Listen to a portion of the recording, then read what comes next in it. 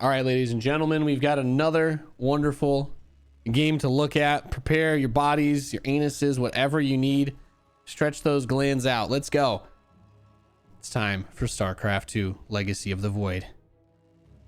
And I totally put the wrong scene on because I don't have that button set up properly yet. That's right. There you go. You guys get to see the dirty scene transition at the start of this one now on all the YouTubes. Hello, my name is Nathan Fabricant, and I am the fastest man alive. In the bottom right, submitting this replay, one of my good friends and long-term subs on Twitch. He is happily insane.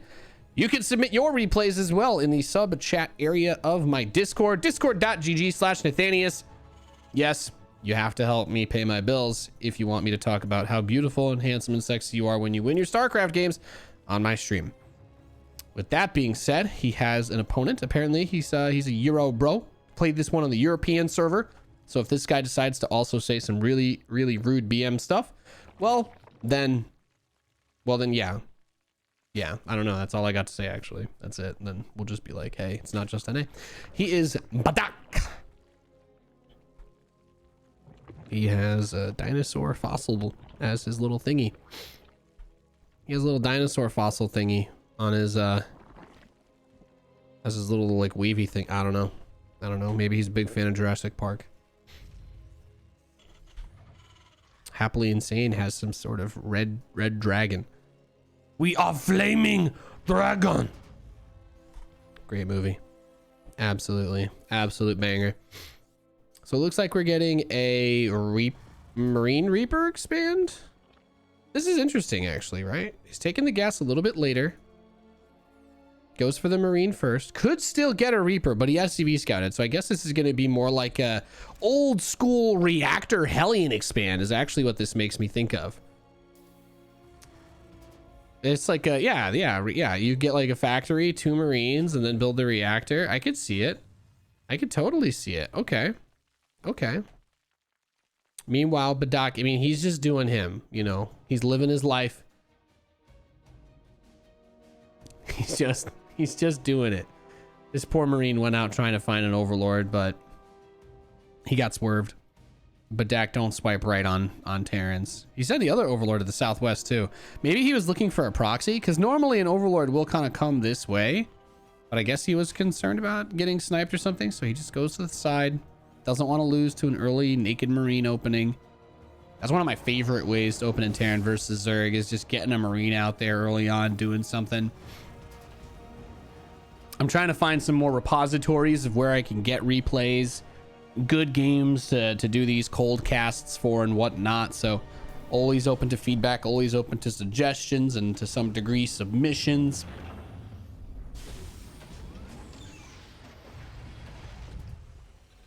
Lair and Roach Warren though.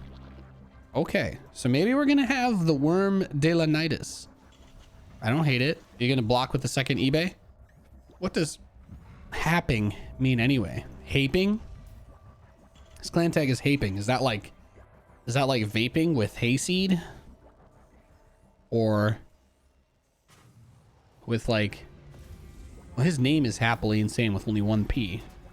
So it's very close. So happily, but what about the G? If it was HAPINS, then it would kind of fit his name. Hape Nash. Yeah, that's all I got. So reactor Hellion switch is going to happen, but roaches are on the way. And there's barely any drones on the natural. The lair is done, so just do it. Build a Nidus. Obviously, you're going to go for a Nidus with this, right? Why did he start Ling speed? What? What the hell? Okay. I mean, I thought he had something going on, but I guess not. Maybe he wants an overseas. I don't know. Okay, well, whatever. Live your best life, bro. Fusion core on the way for our Terran player. And a reactor on the starport. So this says to me it's Liberators, which can be tricky versus these types of attacks. But since there's no Ravagers, the Libs should do just fine. This will probably force the Zerg into building Ravagers, but the Liberators aren't out yet. So at this point, it's just a little roach attack. And Hellions Can't shoot over the wall, so SCVs get brought to repair. And with this bunker, oh my goodness, it's so low, down to like 5 health. Okay, bunker dies, but he did kill a few of the roaches. And he's just saying, all right, let's go. Let's do-si-do. Wow, look at this. Look at the discipline. Immediately lifts off. He says, hey, I don't know how much you've got coming in behind this. Now, unfortunately, as the observer, I can see it's just drones. It's drones around the world. And finally, look at that. That's what that fast lair was for, guys. We figured it out. It was so that at 520, he could start roach speed in a hydralisk den and a baneling nest. You don't need a lair for a baneling nest, but I just, you know, might as well cross everything off. He did eventually use the lair, so he's got that going for him, which is nice. These roaches, they're just doing their thing. It's very difficult to know, because as a Terran, your economy is usually balanced off of using the mule. So if you don't mule, if you go for an early scan, it can be really risky because you eliminate what your advantage, or at least what your macro mechanic is supposed to be. So I totally understand that. You get this claustrophobic feeling of, hey, is the Zerg building a bunch of lings behind this? If you scan, it's possible that all you see are cocoons, right? And those cocoons could be lings or they could be drones, and you just don't know. So playing a little bit more on the defensive side, especially since this is a very tech focused opening, it does make a good degree of sense. Now, what I'm interested in is, are we going to get Liberator range still? Because obviously our Terran player is in a bit of a pickle. But Liberator range could be a great turnaround, especially since it's Hydralisks. And Hydras aren't really that great versus ranged libs. Like if you siege up one here on like the gas, or two, you know, just a little bit outside the range of the spore, you can do it a lot better on this base and this one on the sides. This one as well later on down the line. But obviously Liberators are also just fantastic defensively for the same reason. So Hellions are going to move out while the Liberator goes over towards the natural, and oh no. Okay, it's alive. He's got one up top too. He's got the roaches, got the hydras, pushing back the Hellions a little bit. This Overlord's still chilling here. I can't believe the Zerg didn't go for a Nidus. That's so weird. Bunker salvaged. Hi, Mr. Nathanias, sir. Hi, dude. How's it going, dude? Ooh, the Liberator doesn't reveal itself until it's actually shooting. If you sacrificed a drone or two, you could probably just do it. Instead, he's got to go for the slowest. There we go. There we go. And these Liberators is not able to get it done. Range upgrade just finishes as this one is sieging too. It's gonna get a drone. Hellions come over to the third base. Looks like he got some workers. 12 workers killed total. I don't know how he's killed 12 workers total, but that's pretty solid. The worker count is even, and he's going into mech. Third command center timing could be a little bit earlier. What league are they in? I'm gonna guess gold. Gold Europe. So Grandmaster NA would be this one.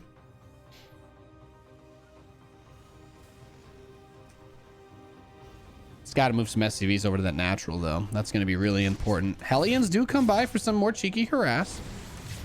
They heat up some drones, but they don't completely cook them. These guys are like, you know, they're a half-cooked hot pocket, otherwise known as a fully cooked hot pocket. But Thor's coming. Oh, I love this skin. These skin sets look so nice. That Thor looks so bamf. Rip, I'm low diamond. I'm sorry. Sorry. The SCVs in the main with the floating resources really just triggered me a little. I'm sorry. You're great, happily insane. You're the best.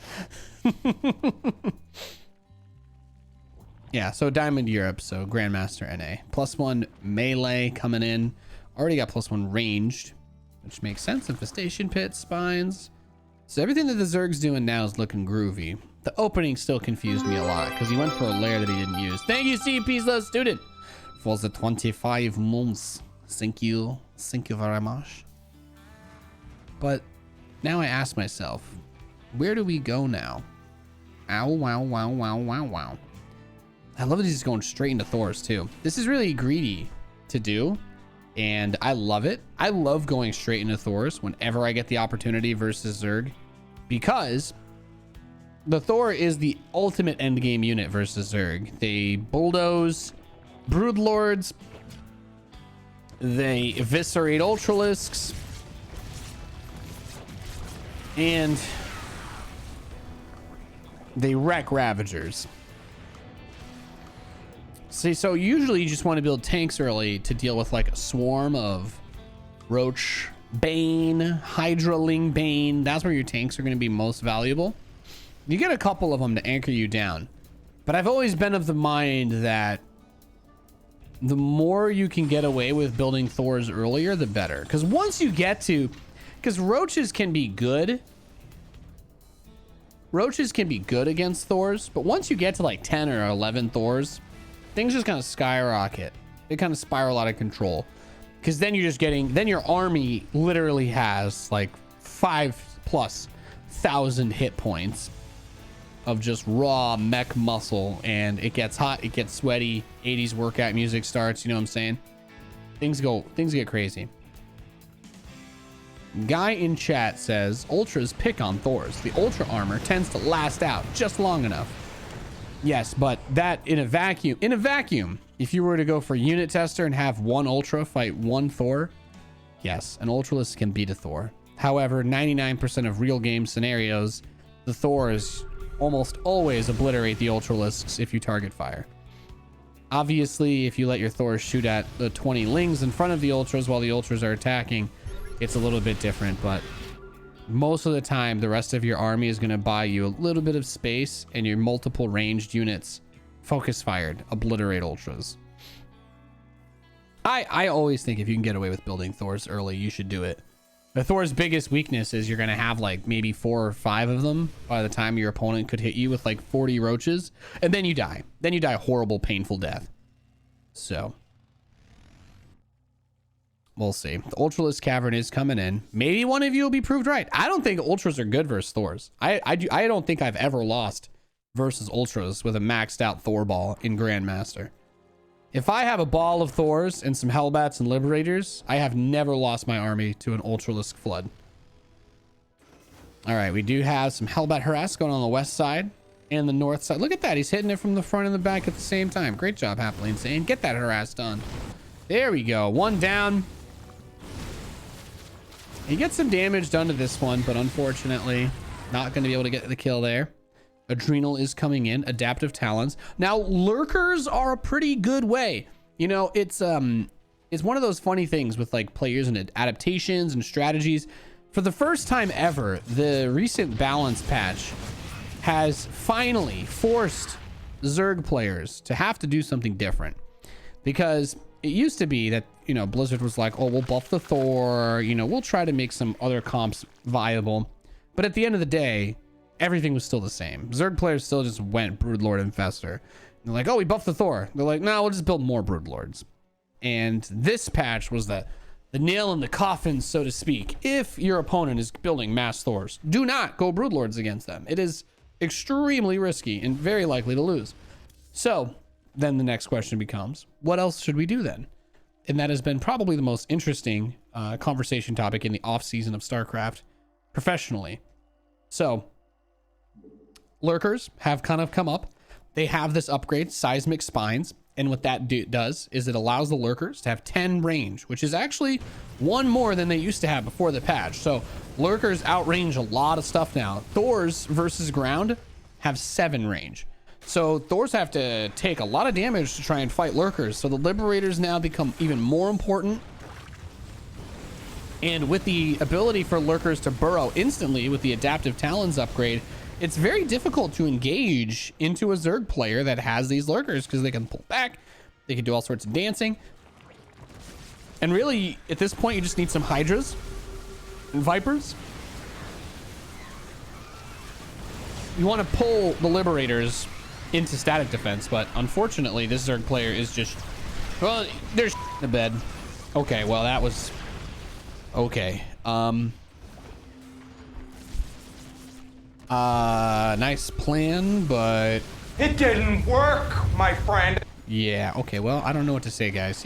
He took everything that he had other than the lurkers and ran it into the Thors. And well, I think our Terran player here is feeling pretty good. By the way, yeah, 9 Thors, 1 shot at the Ultralisk. Well, that's fun. All right, so you try to move in. There's the quick burrow. And see, this is where the value actually comes in, because if you don't have that scan, these 10 range lurkers are actually horrifying. But then you've got Hydras fighting into ranged liberators. That's never a good time. That's never a good time. So clears out some of them, but at this point, I've already lost all the lurkers, and the Thors may now literally walk through the opposing base. Look at this. He didn't even turn all the Thors. I don't know how to play versus Mecha. Nate W. Hell yeah. Kate Kona, brother.